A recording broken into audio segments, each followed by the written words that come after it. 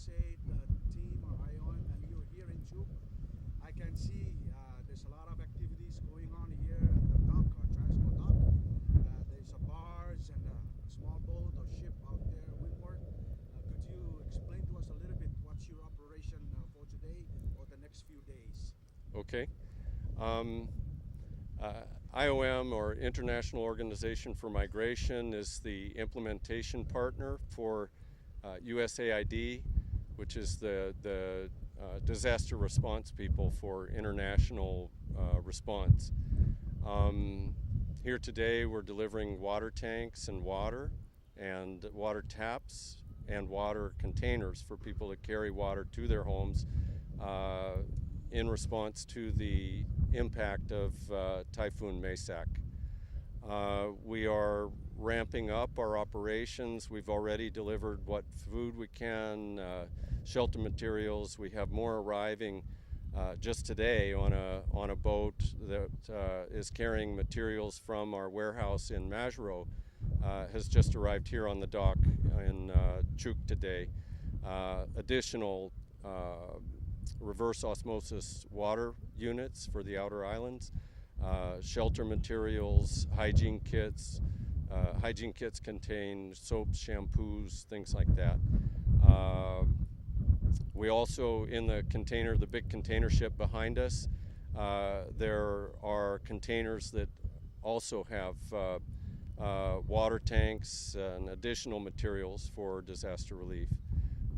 So we're doing what we can as fast as we can, and as more materials arrive, we'll be ramping up with more personnel and being able to respond in an even stronger fashion.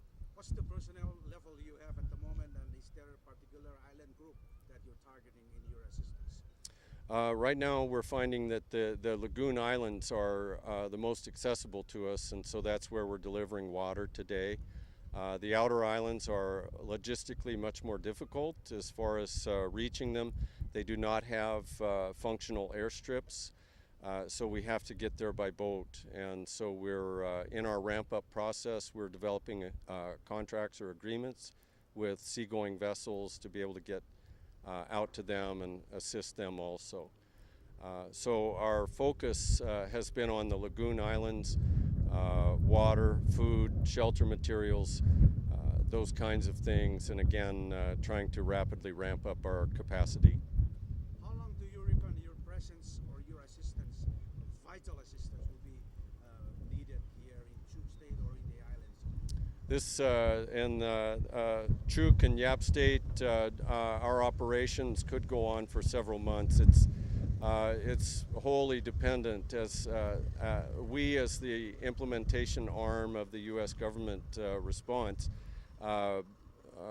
it depends on the level of U.S. government response, and then subsequently that'll determine the amount of time that we're here in operation.